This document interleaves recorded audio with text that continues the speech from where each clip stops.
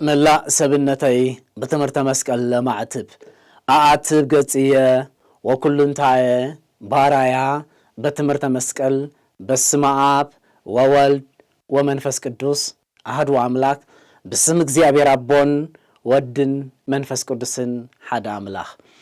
كريستوس تنسى أموتان بابي هايلو سلطان أسرو لسيطان أغازو لعدام سلام إمي إزيس كونه في السها والسلام أبو سلام مدهاني علم إيسوس كريستوس سلامي حد قلكم على خزبلنا سلامو مس كلها يقول أب كل مأزنات عالم نركب حزبك زيابيهر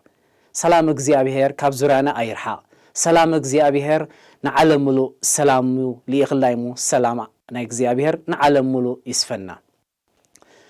حد أواني فليز بلا دمتي كاب رحوق السماع نبرة اتدمتي نمفلايقن أزيا شقريز نبرة بز دمس عوياتن بز دمس عللتان كلتا دمسي بحواري زوات زنبرة اتنز دمس السمع زنبر دما بمعدو يم زنبرو دمس عللتادو دمس عويات مفلاي سينوم جنكا صبوق دمس زي فتو تصلعتو مثل زنبرو لعلت دمس حقوس دمس عللتا دمس عويات زيادة نابزانوم كربا نبرة اتمنتاي دمس حقوس دمس عللتا دمس فقري كسمعو سلا زي بهوغو زنبرو ودكاتن سعرتن نايتوم بمعدو سمعوهم زلو هزبي يتصبئي سلازنبرا كابرو حق بوتا أزي فليز بلا دمتيهم سمعو زنبرو اتدمت قن مفلايو أزيز شقروم يزنبرا زيادة كربانا وأمزمت زنبرا قنا كم باقت مني توشتون كفاء دمت عاوياتي نبرا نقر قنا تدمت كلت عين دمت زنبرا دمت إللتان دمت عاوياتن كلتيو حدا بحباري زواتسا نابتوم بمعدو زلو نزي دمت سمعو قن قربهم زنبرجن دمص ناي تسعرتي دمص ناي زحزنو دمص ناي زغيو دمص ناي توم استسعرو علتا زيكونس اوياتي قلوا زنبر از دمص حغوسن دمصي اوياتن از دمصي حغوسن از دمصي اوياتن غنا ناي كلتا اكلات غنكا حدن كنسم كلتا دمص زوصو اكلات زنبر و بيت كريستيان قديمات هانيص انبرتمو إنه نويح عمتا بيت كريستيان مستهنصت اتا بيت كريستيان سلازا عرقت كتحدث تدلي وتم حدشت ولد دمان اتا بيت كريستيان نمهناصا إيدي إدكابولو كمتي باقت منيتم دما اتما قديمو مزنبورو نتا تنتاويت بيت كريستيان زرعين ازم حدشت ولدو نزا حداش بيت كريستيان نمهناص لعلن تحتن زبولو دما بحبرت نتا بيت كريستيان هانصوا اتا بيت كريستيان تهانيصا تودت مستودت غنا نبعاتن اللتان حغوسن حزنن معرخلتيو اب حدوان وص اتم اقديموم زنبرو نتا طنطاويت بيت كريستيان زرايو القسوم اويوم نمنتايتا طنطاويت بيت كريستياننا عنوت فرست بلو اتم حدش ولد دما اتا زارغت بيت كريستياننا ነገር ግን አክተነጽ አለዋይሎም ዕልልታ ደርጉሑ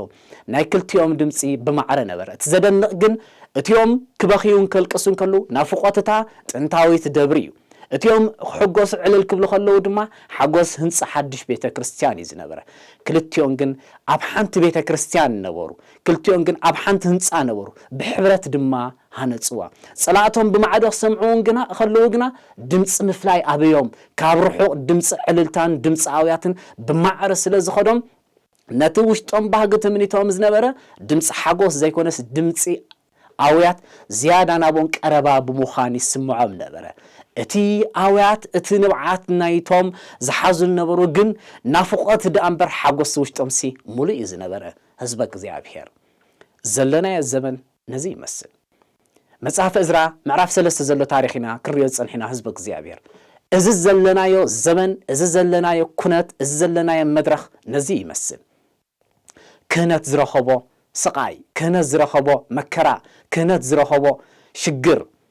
ልክ እዚ ዘለናዮ ዘበን ይመስል ክህነት ሎሚ ተደፊሩ ክህነት ሎሚ ተጋሂሱ ክህነት ዝረኸቦ ግሰት ዝብሊና ድማ ሎሚ ከም ፍቃድ እግዚአብሔር አርእስተ ትምህርትና ምዝዛንታ ኸውን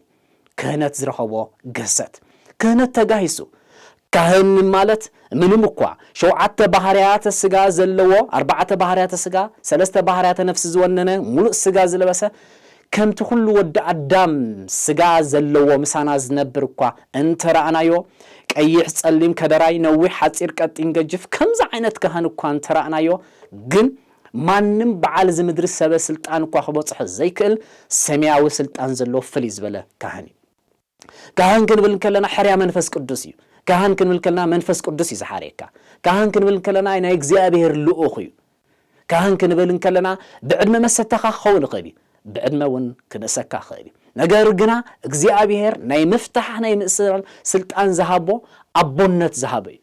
بعد ما مستخا خوينو أكاليلكا أتايلكا خدوفرو خلاها كهان كريستوس جن أبوي للشمتي بوي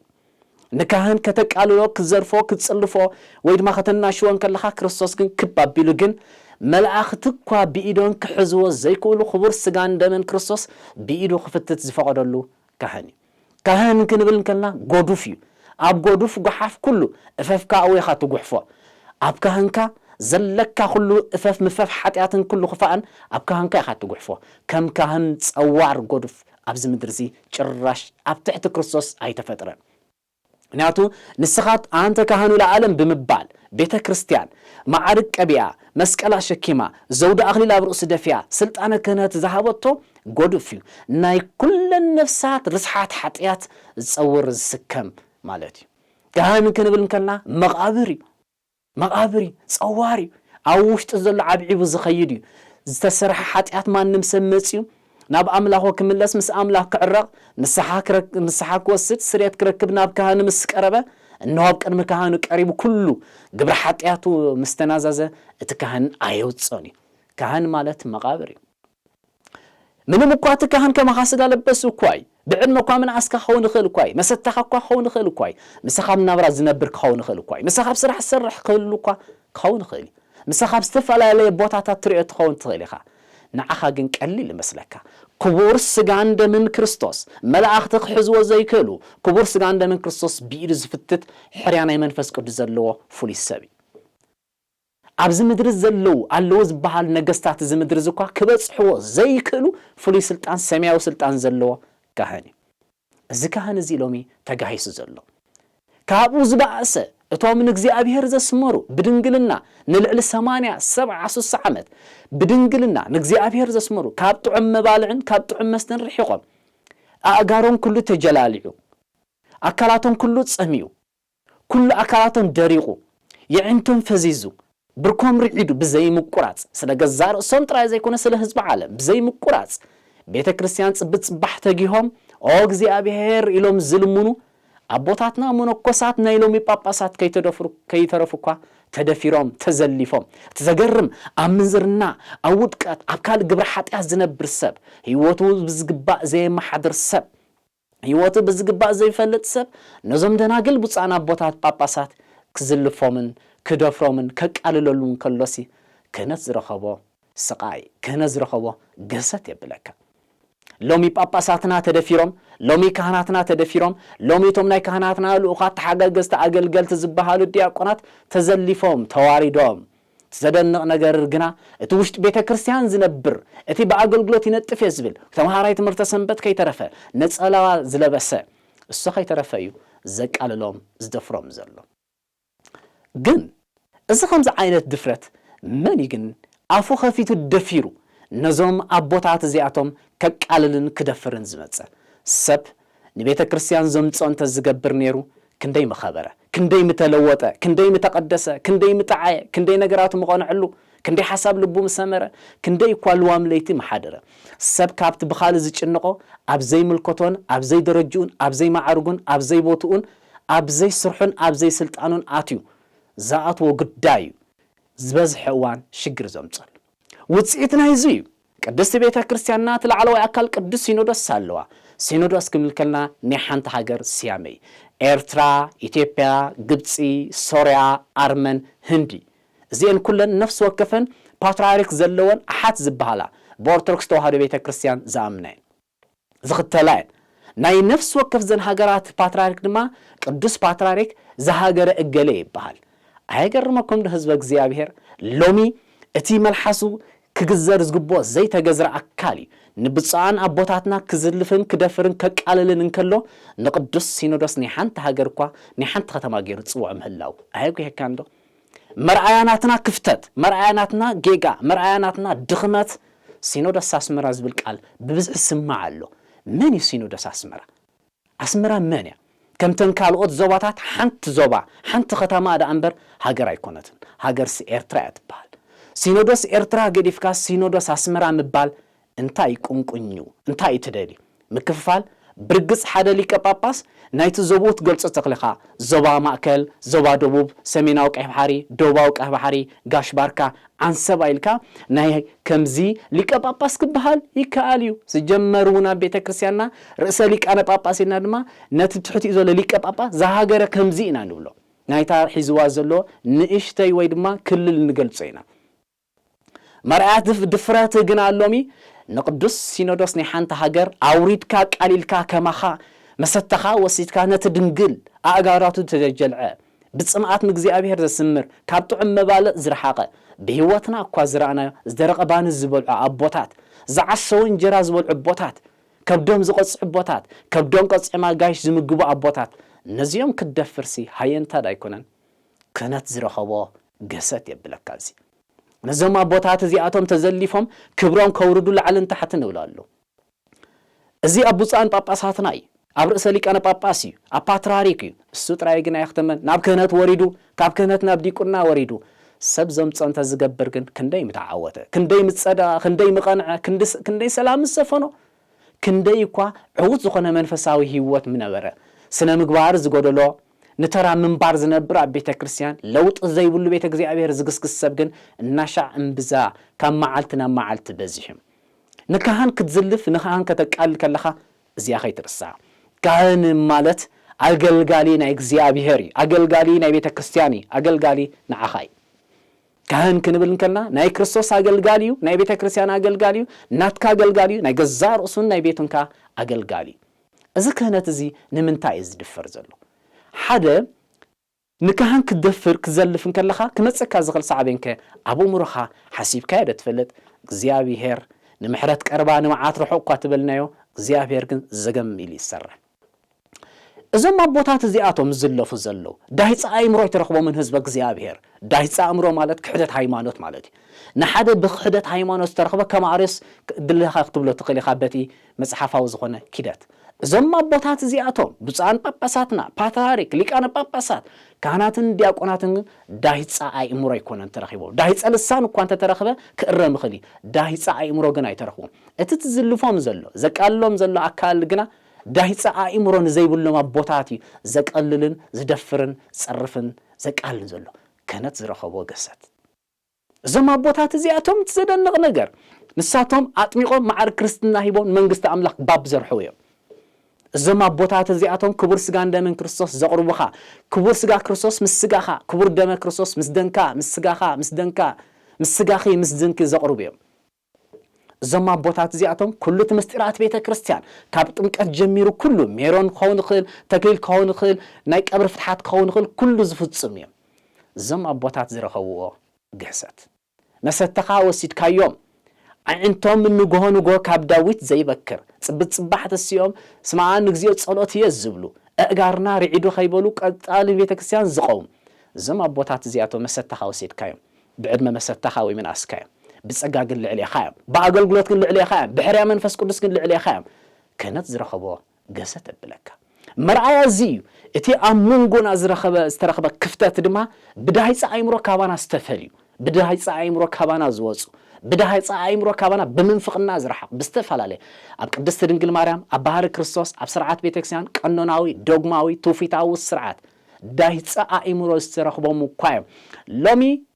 ደፊሮም ንቦታትና እስኻን እስኽን ኣነን ንሕናን ኩላህና ብዝኸፈትናሎም ባብ ነቲ ድምፂ ሓጎስን ድምፂ ዕልልታን ንኽልቲኡ ቀናቢሮም ድምፂ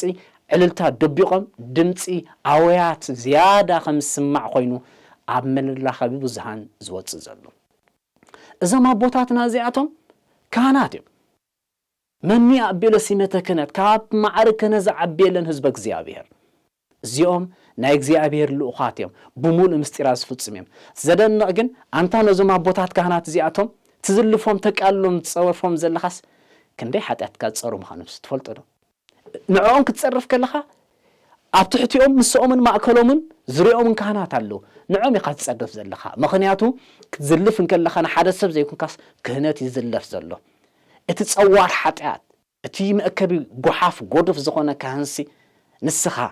ከምዚልካ ወይ ንስኻ ከምዚልካ ክትዝልፎም ከለኻስ እንታይ ይስማዓካ ውሽጥኻ ንኽህነት ደፊሩ የደ ትብል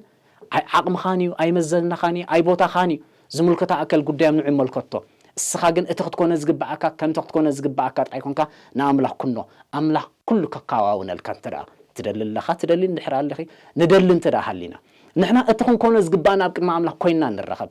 ናይዞም ኣቦታት እዚኦም ክኾንዎ ዝግብኦም ዝምልከታ ኣካል ሕተቶም እግዚኣብሔር ይዕንቱ ኣይድቅስን እዩ እግዚኣብሔር ቋሕሰን ከምዚ ናይ ደቂ ሰባት ዝዕመት ዓይንቲ ይኮነን እግዚኣብሔር ኣምላኽ ን24 ሰዓታት ኩሉ ግዜ ምስ ሓለወናን ምስ ጠመተናን እዩ ሓደ ዛንታ ክንርኢ ህዝበ እግዚአብሔር ኣቦና ኣቡነ መቃርስ እዮም ዝነበሩሉ ገዳም ኣብዚ ገዳም እዚ ሓደ መነኮስ ንሓንቲ ፈላሲት ለሚድዋ ማለት ፈላጽ ቆርክብ ዝሙት ይፍጽም ነበረ እንሆ ሓንሳብ ከይኮን ብተደጋጋሚ ኾነ እቶም መነኮሳት ድማ ተጸናጺኖም ረኽብዎ ነበሩ ተዓጊሶም ትዕግስቶም ተወዲእዎም ድማ ተጸናጺኖም መዓስያ ተመጺሎም ክትኣቱ ምስራይዋ እናጎየዩ ድማ ናበባ መቃርስ ከዱ ነባ መቃርስ ድማ ገዳምና ተደፊሩ ምንኩስናና ተዘሊፉ ከም ዝገበረ ሓደ ከም ዝገበረ ኢሎም ናኣባ መቃርስ እዮም ዝነገርዎ ናኣባ መቃርስ ነቲ ነገር ዝምሰምዑ እናጎየዩ ደድሕር መጹ ዓዊሎም ድማ ናይ ባሕቅ ክዝሙት ረኺቡ ጓልእቲ ሎፍትናቱ በዓቲ ኣብቲ ቤት ጸሎት ጓልእቲ ሎ ዓዊሎም እናጨደር እዮም ዝመጹ ነበሩ ኣቡነ መቃርስ ነዚ ድምፂ ዝሰምዐቲ ምስታ ጓልን ሰይቲ ዝለመደ ኣቦ ግን ተቀዳዲሙ እንታይ ገይሩ ነዛ ሰበይቲ ኣብ ቁራዕ ይዝሓባ ከይቅላዕ ከይክሰት ፈሪሑ ከይናሾ ፈሪሑ ነባ መቃርስ ድማ ተቀዳዲሙ ነቲ ቤት ክፍታ በልዎ እቱ ኢሎም ድማ ነቲ ኣብ ጥቆም ዝነበረ ስጉርፍ ሓፋ ቢሎም ኣብቲ ቁራዕ ደፊኖም ድማ ኮፍ ኢሎም ኣበይ ኣላ ድለይዋ ይበልዎ ኩሎም እቶም መነኮሳት ሃሰሳሰስ ምስ በሉ ሰኣንዋ ዋይ ዝርጉም ሰይጣን ተጻወተልና ምስሊ ገይሩ ባምጻልና በሉ ንሶም ምስ ወጹ ኣባ መቃርስ ግን ዳግማይ ከምዚ ከይትደግም ኢሎም ከምዚኦም ኣቦታትና ህዝበ እግዚአብሔር ጾር ኃጢአት ናይ ደቂ ሰባት ጾር እዮም ጾር ሓድሕድኩም ጽሩ ዝብል ሐዋርያ ጳውሎስ መልእክቲ ከምዚኦም ዝነብሩ ጻድቕ 7 ግዜ ወድቕ 7 ግዜ ድማ ትንስል ማንም ካህን ከዓ ፍጹም ኣይኮነን ፍጹም ዝብል ኣብ ክርስቶስ ጥራይ ፍጹም ኣምላኽ ሐዋርያ ጴጥሮስ እኮ ይተጋጊን ክርስቶስ ክሒድዎ ወመላእክተ ሰማይ ሰይተከሎም ድንጋሌ ህሊና እስማ አበሱ በግዜ ዘቀዳመ ፍጥረት እቶም ብምንኩስናን እግዚአብሔር ዘገልግሉ ከይተረፍዮም ተጋጊዮም ከምዚኦም ግን ቅዱሳና ጾር ብጾቶም ምስኮም ጾር ብጾቶም ዝጸሩ ኃጢአት ናይ ደቂ ሰባት ዝሽፍኑ አንታ ነዘማ ቦታ ተቃልል ዘለኻ ኃጢአት ካንተ ዝኽሰት ኃጢአት ካንተ ዝቕላዕ ኃጢአት ካንተ ዝወጽስ ብህይወት ምንበርካ ደብዚ ምድር እዚ ዘማ ቦታት እዚኣቶም ብሰንከኻ ብሰንኩ ኩልና ከምዚልና ክንዘልፎን ከነቃልሎን ከልናስ ኣእምሮኦም እንታይ ይሓስብ መንፈሶም ከመይ ይህሉ እንታይ ኮን ብልህሉ ኾንስ ንሓስብ ዶ ሰይጣን ርጉም እዩ ኣብ መንጎና ክፍተት ፈጢሩ ነቶም ዳህፃ ኣእምሮ ዘለዎም ድማ ቦታ ከፊትሎም ኣሎ ያእክል ከነዝረኸቦ ገሰት ያእክል ህዝበ እግዚአብሔር ውጽኢትናትና እዚ ኩሉ መጽ ዘሎ ንኻን ምቅላል ግና ውጽኢቱ እንታይ ይመስል ዳታን አቤድሮን እዮም ዝባሃሉ ዝነበሩ እነሆ ሊቀ ነቢያት ሙሴ እግዚአብሔር ብዛኣዘዞን አሮን ክህነት ምስቀቦ አሮን ብክህነት ከዓጥን ከሎን መቅደስ ዳታን አቤድሮን ዝባሃሉ እንታይ ሚለው አሮን ካህን ንሕና ሰበቀ ሰብ ይንሱ ንሕና ሰቢና ስለዚህ ሰብ ከማና ኩሉ ዘለዎ መሰታና ዝዕድመ ታይ ሓለፋ ስለ ዘለዎ ይንሱ ንመቅደስ ዝዓጥን ሎሙ ዘሎ መንእሰይና ዝተሓሳስባ እዩ ዘሎ ብዕድመ መሰቱ እንተኾና ብዕድሜ ትሕቲ እንተኾና ከሙ ገይሪ ዝወስደና ዘሎ ኣብ ዓይነ እግዚአብሔር ግን ካህን ግን ፍልይ ዝበለ እዩ መፍትሕ መንግስተ ሰማያት ተዋሂቦ እዩ ዘሎ ወሩስተ ኩሉ አጽናፈ ዓለም ወአን ይህሉ ማእከለኩም እስከ ህልቀተ ዓለም እዚ ዝብል ቃል ተዋሂቦም ዘአሰርከ በምድሪ ይኩኑ እስረ በሰማያት ወዘፈታሕከ በምድሪ ይኩኑ ፍትሐ ዘበሰማያት ማቴዎስ 28 ማቴዎስ 18 እዚ ቃል ተዋሂቦም መንግስተ ሰማይ ናይ መፍትሕን ናይ ምእሳርን ስልጣን ዘለዎም انت اسيرهم خا اسوريخا انت فتح مخا فتحيخا ክርስቶስ እኮ በቃሊልዎም እዩ ንምስክር ክኾኑ ኪዱ ኣብ ካህናት ርእሶም መርምር ኢልዎም ዝኽነት እዚ ረኺቦ ዘሎ ኣብ ደቂ ሰባት ገሰት ዳታን አቤድሮን ኮሚዮን ገይሮ አሮን እንታይ ሰብ ከማና ስለዚህ نحنا زينا عطني لهم بدفرة مقدس كأتو يمدلهم قدوفو يزبل እግዚአብሔር ዝበሃል ተግሳጽ መጽዮን ክሰምዑ ይካሉ ብድፍረት ብምእታው ድማ መሬት ተኸፊታ ወሒጣቶም ካብዚ ከም ሰውረና ህዝብ እግዚአብሔር ክህነት ዝረኸቦ ገሰት ውጽኢቱ ነዚ እነሆ ጎሳአ ልቤ ቃለ ሰናይ ወአነ አየድ ቅዳሴ ሃለ ማርያም ይዝብል እዛንታ ኣብ ትርጓሜ ናይ ቅዳሴ ማርያም ኣብቲ መቅድም እንረኽቦ ዛንታ እዩ እነሆ ትካህን ናይ ቅድስት ድንግል ማርያም ልበይ ሰናይ ጎስዐ أنا ناي قدست دنجل مريم كبر على علنا خناجري إزبل زنبرة نتك هنصل أخا عفت عدخا بموجل حدم تسمعه نبرة دم قصع له كابز خمس سورنا أتكهن لبيس الناي قصع أمس فلوس صريفه دم قصع له أتكهن كوا قلقلوت أي بخوران من يعطو سرعة قداسي مسوات እግዚአብሔር كفتت زحاري كاهنيو نو قداسي وديو صخبلن كله جنا اتدمغو سعزبلو جن لك قداسي خدان كله دمغو سعو نقبري ان بيت كريستيان كمص زغوانف كهنات زرخبو غسات وصيتو زيو بز جنا يختمني ابل علي كهنات كم سريحون كم زغيروم الكاتنا شو زلخا كهني مستيرنا حاتيات كعقيبو زلو كهني مستيرنا حاتيات كدبيقو زلو كهني غودفكا كهني مقابركا كهني وتكاي كافتم شوعات أبونت بفولي أبتحت እግዚአብሔር ቀዳምነት ስራ ካህኒው ሃናንያን ሰጲራን ዝበሃሉ እነሆን መንፈስ ቅዱስ ክሕሱ እዮም ደፊሮም ናሐዋርያ ጴጥሮስ ክሕሱ ብምኻሎም ሐዋርያ ጴጥሮስ ታይብሎስ ንዓይ ዘይኮንኩም መንፈስ ቅዱስ ይኹም ሓሲኹም መሬት ተኸፊታ ይውሕታቶም ግብረ ሐዋርያ ዘሎ ዛንታ ህዝብ እግዚአብሔር ንካህን ክትሕሱ መኻልካ ብዘይ ወዓሎ ብዘይ ስርሖ ብዘይ ገብሮ ተጥቁኖ ኢሎሞ ከም ዝደኾን ኸውን እንዳበልካ እናላቀፍካ ህዝበ ክርስቲያን እናራጽንካ ህዝበ ክርስቲያን መስዋዕት ተኸፊሉ ቤተ ክርስቲያን ኣብ ክንዝመጽ እና ነብዕ ቤተ ክርስቲያን ከም ዝረሕረሕ ንስሓ ቁርባን ቤተ እግዚአብሔር ጸሎት ከም ዝረሕረሕ ልቡ ከም ዝንካዕ እንቅፋት ተኾነ ዘለኻ ግን ወይሉ ማዕንቀፊ ክመጽ ማዕንቀፊ ወይሉ ትዘዕንቀፊ ዝብል ብምዕንቃፍካ ክትጉዳይኻ ክህነት ዝረኸቦ ገሰት ህዝብ እግዚአብሔር ብሰንክና ክህነት ተደፊሩስ እቶም ዳይጻ አእምሮ ዘለዎም ኣብ ንፋቄ ዝነብሩ መናፍቃንን ተሐድሶን መላገጽናቶም ገይርሞ ነጸላ ናይ ዝተኸደንካ ይኮንካን ሕርያ መንፈስ ቅዱስ መሰረታዊ ሓደ ካህን አበር ያህሉ አያህሉ ንዓኻ ይምልከተካኒ ኣነ ካህን ንባዕለይ እኳ ናይ ገዛ ርእሰይ ኣበ ነፍስለኒ ከምቲ ግቡ ንስሓ ወስድ ሰብ ስለ ዝኾንኩ ካህን ማለት ዝወድቕ ካህን ማለት ዝጋገይ ካህን ማለት ሓጢአት ሰርሒ ካህን ማለት ዝናሳሒ እዚ ክንርስዕ ብልና ማንም ካህንካ ኣበ ነፍስሎ ከነ ዝረኸቦ ገሰት ግን ነዚ መስል ህዝብ እግዚአብሔር من يخحريكا من يخمزيزكا نخانات كتزلف كتدفر تمرت سنبت كون سباخ خون زخون كا خون تمرت سنبت بمخانكا ناي كريستوس تمهاري قامالاتي كريستوس او تمرت زدي تصور حد حدكم تصوري سباخ سلا زخونكا سباخ قدم جزار اسخا سباخ ممر قدم جزار اسخا تمهار زيت مهار انتي لك انا تسبت مرز لخا كندفر كنتاقالل بقسناني حنت هاجر اقاጫጭ كنتا اسمرا لك تتقم من يتكهن من يتي باتراريكنا يسمرا باتراريكنا ارترامبر باتراريكنا يسمرا زبحال يلا انتي سلتدلي حزب مكفال بيتكريستيان نمرصا نتوم نودقتن نمكفال بيتكريستياننا وغحت صيح زنباهق زلوس السخا شوهاتهم كتعصو من يخسخا من يمزيزك زدم سمع خون دس يكبلك اخلي صباحون كتملس تخيليخا سلامنتاي تخل منفساويش تخازل تصابا اكالو ገጽካ በትምህርተ መስቀል እተቦ ወአምላኽ ቀረበለ ለይበል ካልእ ካኡ ዝብእስ ከይመጸካ ይዝብል ጽቕሲ ካብ ዝብእስ ከይመጸካ ምስ አምላኽ ተዓራ ቤትካ ዕጾ ጸሎትካ ግበር ምስ ገዛእ ርእስኻ ዕልል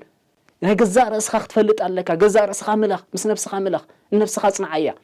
ገዛእ ርእስኻ ዘይፈለጥካስ ንሓደ ካህን ከም ዝትብል ዝምልከቶ አካል ንዑ ምልከቶ أنا بيت كريستيان مهلاوي ممسي نتصري مس كريستوس من رخاب بر بزعبا سبات انتاي يسرحو أي مويا أي ناي يسرحيني كم كهن أنا تخوينا جن زملكتنا علنا نحنا ناي كهنات كنز رخوا قصت نزم مسل تايس معنا بوتات تايس معنا حزب እግዚአብሔር دس بلز دمسي دس بلز تمرتزي دس زبل أيكونن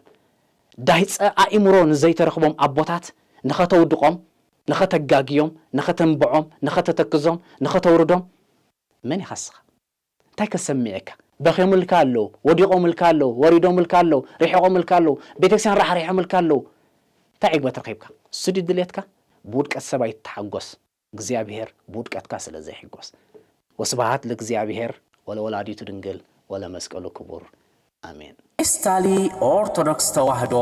ዩቲዩብ ቻነል ኔስታሊ ኦርቶዶክስ ተዋህዶ ዩቲዩብ ቻነል ጎንጎንቲ ትምህርቲ ስልጠና ኮርስ